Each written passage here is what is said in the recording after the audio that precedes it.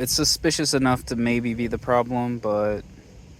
Okay, I've been driving around for a while, and we have everything connected except for the right turn signal. I haven't tripped yet, so that was where we got hit before.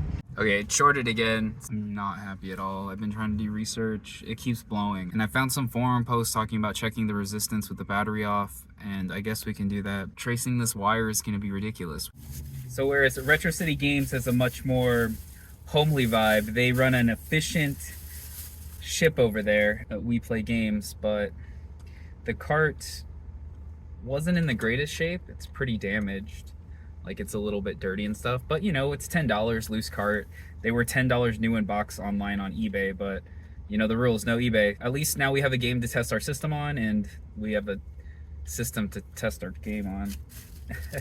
All right, I replaced the bulb with the other bulb, and now we're just seeing if it blows again. And if it does blow again, then we're gonna assume that there's something wrong with that side of the circuit.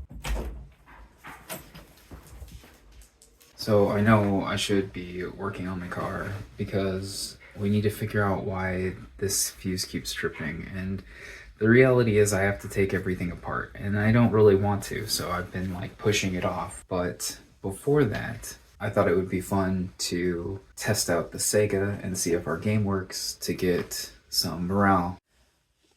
So we got this console from Retro City Games, and I think I said this before, but the benefit of the one we got is, see, this has high definition graphics.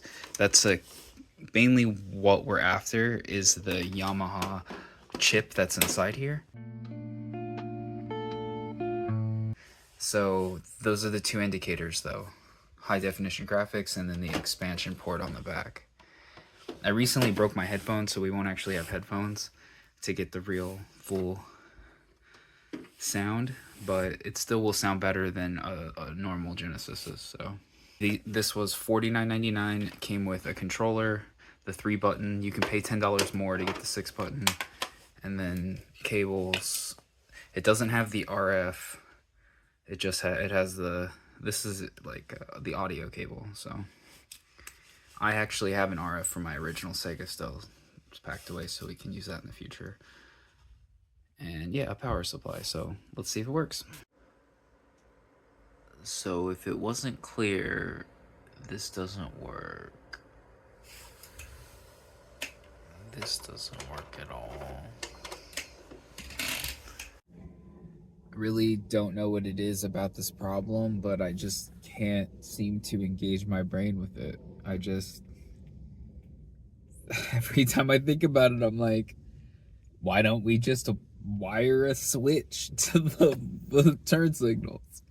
Like, as a mechanic, I should be able to fix this problem. I don't know what's going on with me lately. So after the Sega didn't work, I just started Googling and researching some things. Instead of taking the whole car apart, we're gonna switch the flasher out first. So we're gonna head to the junkyard because we need some bolts for the battery anyways. And then we're gonna pick up a flasher as well. And that's just gonna fix the problem. Yep, everything's just gonna be fine after that. So this 2007 sedan has a flasher. So we're gonna jack it.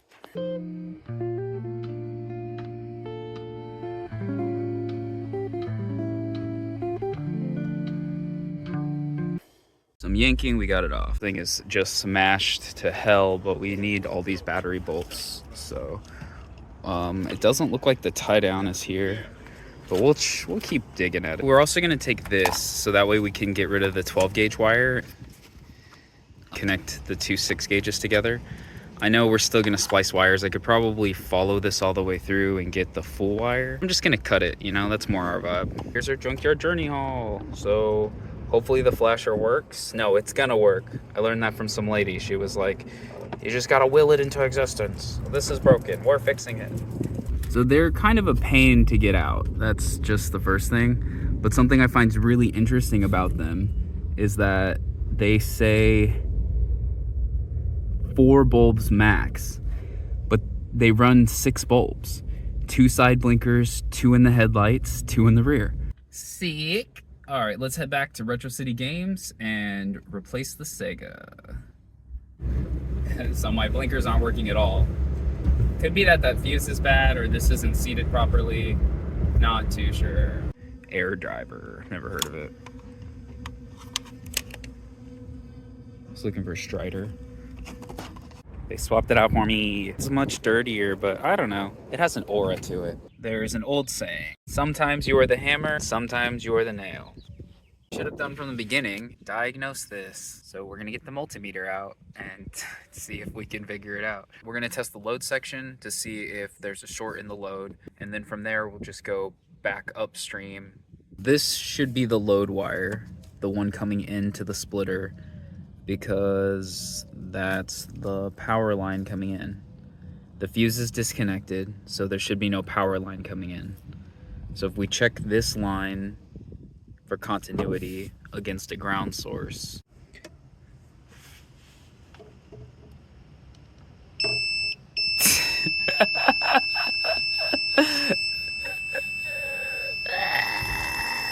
We gotta cut off this wire and then test to see if it has any resistance to ground.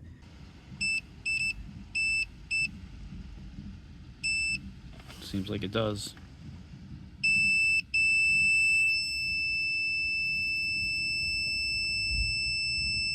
So does that mean the short is further up?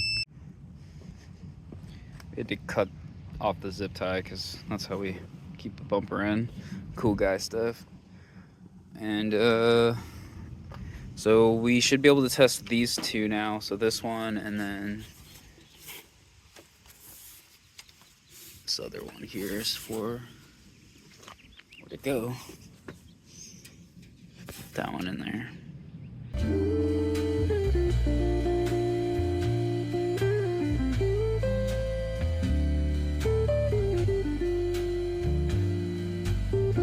Be the problem, but we'll see. Other than that, these lines check out. They're reading high ohms, so. Okay, so we wrapped up the wire. Let's see what happens. Yo, so we've been driving around for a little while and it hasn't popped. So now we reconnect the back.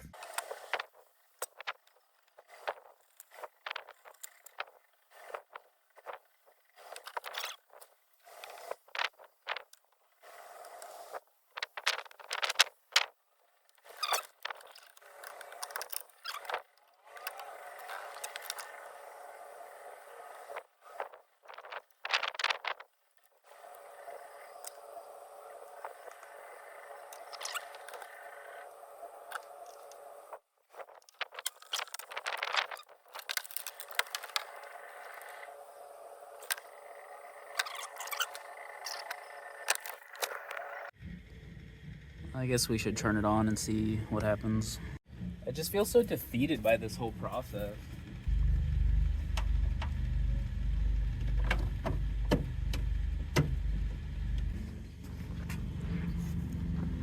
Just messing with the wires back here, see if it trips it.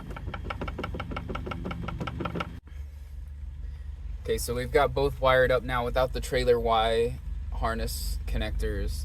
And the more I think about it, even if those connectors were bad, it shouldn't be shorting unless a bare wire is touching metal, or like one of those wires was touching a ground wire. But that's not at all where they are. So if it blows again and it's not that thing running, then like one of these lines has a damaged wire inside of it, but it would be rubbing against plastic or another ground wire. I guess it would have to rub against another ground wire in order for it to short. I don't know. Let me know if you know or you've ever encountered anything like this. I'm gonna clean up and then hopefully work. Not sure about you, but I'm ready for this plot line to be over. We still have blinkers. Car starts, no problems. We haven't popped it yet, but I just thought this was hilarious. We stalled twice on the hill right here coming into the parking lot. So it's not super steep. I mean, it is pretty steep coming into here, but Yeah, I guess I need to keep my RPMs up. We're in second gear, so it's still working. We found the bug.